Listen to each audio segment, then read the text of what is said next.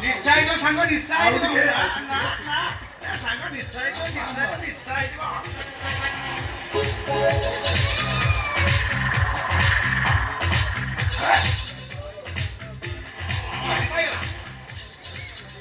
নিশা নিশা রাতে ও মোর সাথে বোতল সরি বনি আজি সারা রাতে পার্টি চিকেন কষা রেডি সোডা সবু আনি দে সে খটিটা হব বাকি পেকে বনে তেরে সঙ্গ পেকে বনে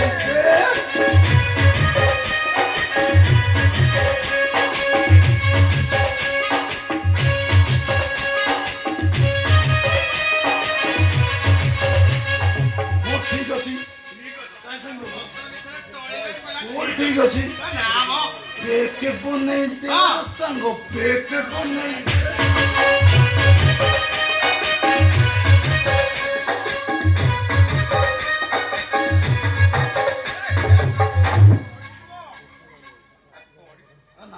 କାହିଁ ଏତେ ମଦ ପିଉଛ କହିଲ ମଦ ନିଶାରେ ଯାଇ ନ୍ୟାସନାଲ ହାଇୱେରେ ଫଡ଼ିଆ ମେଲେଇକି ପଡୁଛ ଯଦି ଆନ୍ଧ୍ରା ଟକ ଚଢି ଯାଇଥାନ୍ତା ନା କାମଟା ପୁରା ବଢି ଯାଇଥାନ୍ତା ଆଉ ମୁଁ ନ୍ୟାସନାଲ ହାଇୱେ ଆରେ ମୁଁ ଦେଖିଦେଲି ବୋଲି ସିନା ତା ନ ତ କାମଟା ପୁରା ବଢି ଯାଇଥିଲା ଆଉ ନା ନା ଏ,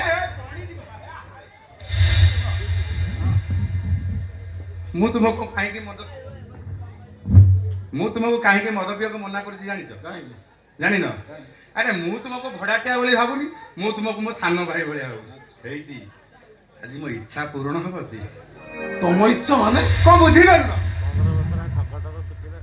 ଆରେ ମୋ ଇଚ୍ଛା ବୁଝିପାରୁନ ଆରେ 15 ବର୍ଷ ତଳେ ମୋ ମାଇକିନିଆଟା ମରିଗଲା ସେଇ ଦିନ ଠାରୁ ବୁଲା ମୁଁ ପୁରା ଶୁଖିଲା ଠକ ଠକ ଏଇ 8 ବର୍ଷ ହବ ଆମ ଗାଁ ବର୍ଜବାରୁ ଯାଇଥିଲେ ପାଣି କାଟି ଆଣି ମାରିବା ପାଇଁ ଆରେ ସାଡେ ନଜର ପଡିଲା କେହି ଜଣେ ଆସୁଛି ଆରେ ଦେଖିଲା ବେଳକୁ ସିଏ ପରା ଆମ ଗାଁ ନନ୍ଦଶୋଇ ମାଇପ ବାଇଗଣ ପଲେଇ ଆମ୍ବ ପରି ଥଲ ଥଲ ହଉଛି ତା ଗାଲ ଅନେଲ ପୁରା ଟକ ଟକ ତ ତା ଦେହ ଆଉ ତାକୁ ତ ଦେଖି ମୋ ଦେହ କଣ ହେଇଗଲା ଆଉ ଅନେଲ ସଞ୍ଜ ବେଳଟା ତାକୁ କିଛି କହିବା ଆଗରୁ କୁଣ୍ଡେ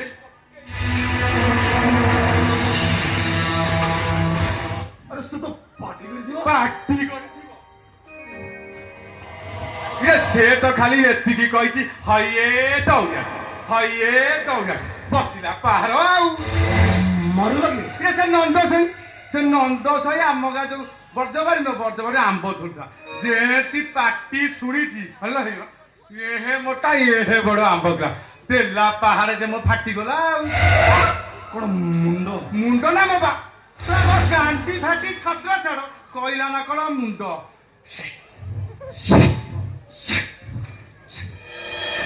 ଆଜି ସେମିତି ଗୋଟିଏ ଘଟଣା ଘଟିବ ଯେ କିନ୍ତୁ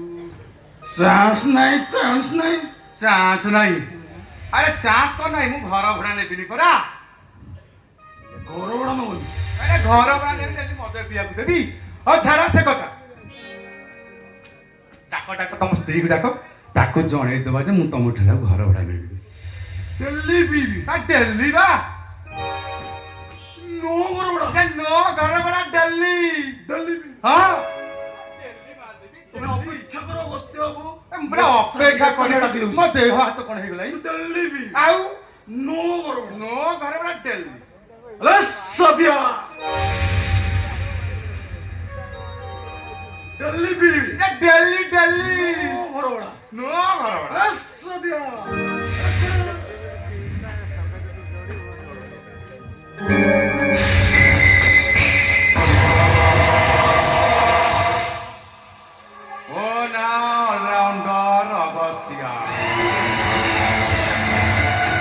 कॉमेडी करे कैरेक्टर भी करे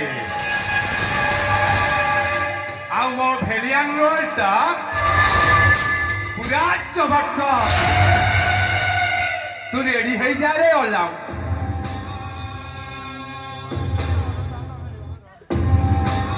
15 ବର୍ଷ ପରେ ତ ଢିକି ଆଜି ଧାନ କୁଟିବ ନା ढिकीते दुलकाइलो सामा देखनो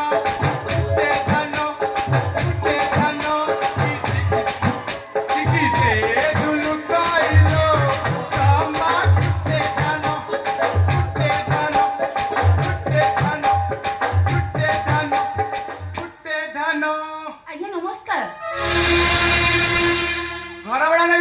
ମାଗଣା ରହିବ ଇଲେକ୍ଟ୍ରିକ୍ ବିଲ୍ ଫ୍ରି। ଆପଣଙ୍କୁ ଅଶେଷ ଅଶେଷ ଧନ୍ୟବାଦ ଆଜ୍ଞା। ହଁ ଆପଣଙ୍କ ଦୟାରୁ ଆମେ ଟିକେ ମୁଣ୍ଡ ଗୁଜିବାକୁ ଜାଗା ଖଣ୍ଡେ ଏ ଦେଲା ଲୋକ ମୁଁ କି ଦେଲା ଲୋକ ତ ସେ ଜଣେ ଆଉ ଇରେ ସେ ମତେ ଦଉଛି ମୁଁ ତୁମକୁ ଦଉଛି ହେଇ ଯିବ କଥା ମୁଁ ତମଠାରୁ ଘର ଭଡ଼ା ନେବିନି ଏ ଡେଲି ରହିବାକୁ ଦେବି। ମୁଁ କାଳେ ଶୁଣିଲି ତମ ସ୍ୱାମୀର ଚାକିରି ପଳେଇଛି ତମେ ବହୁତ କଷ୍ଟରେ ଚଳୁଛ ନାଇଁ। ପୁଣି ଆଉ ଗୋଟେ କଥା ତମର ପୁଣି କଣ କେସ୍ ଚାଲିଛି। ମୋ ଭଉଣୀ ପୁରା ହଉଛି ଆଡଭୋକେଟ୍ ଓକିଲ ତା ପାଖରେ ପରା ତମ କେସ୍ ଚାଲିଛି। କେସ୍ ବାବଦକୁ ଖର୍ଚ୍ଚ ହବ 5 ଲକ୍ଷ ଟଙ୍କା। ତମ ସ୍ୱାମୀ କହିଛି ଟଙ୍କାଟେ ଦବନି କେସ୍ ଜିତିବା ଦାୟିତ୍ୱ ମୋର। ଆପଣ ସତ କହୁଛନ୍ତି? ବିଦ୍ୟାରାୟଣ ଆଖି ଛୁଇଁଛି ମୁଁ ଜୀବନରେ କେବେ ମିଛ କହେ ନା ହେଇତି ତମ ଦେହ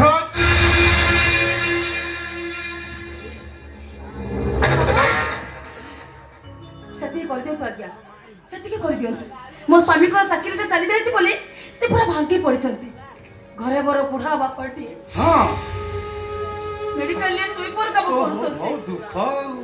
ଦେଖନ୍ତୁ ଆଜ୍ଞା ହଁ। ମୋ ସ୍ୱାମୀଙ୍କର ଚାକିରିଟା ଫେରି ଆସିଲା ପରେ ହଁ। ଆମ ଘରର ସବୁ ସୁଖ ଶାନ୍ତି ହସ ଖୁସି ସବୁ କିଛି ଫେରି ଆସିବ ଆଜ୍ଞା। ଆରେ ଫେରି ଆସନ୍ତା ନା ଫେରି ଆସିଲା ବୋଲି ଭାବ। ମୋ କଥାଟି ଶୁଣ ମୋ ଉପରେ ଭରସା ରଖ। ମୁଁ ତମଠାରୁ ଘର ଭଡ଼ା ନେବିନି ଏଇଠି ଡେଲି ରହିବାକୁ ଦେବି। ହେଲେ ତମେ ତ ମୋ କଥା ଟିକେ ବୁଝିଲେ କହୁନାହାନ୍ତି ଆଜ୍ଞା ଆପଣ ଯଦି କହିବେ ମୁଁ ଆପଣଙ୍କ ଘରେ ଚାକରାଣୀରେ କାମ କରିବି। ଚାକରାଣୀ ହଁ ପୁଣି ତମେ କରୁଥିଲି ଆଜ୍ଞା। ହଁ। ଜଣେ ବାବୁଙ୍କ ଘରେ ହଁ। ମୋ ଚାକରାଣୀ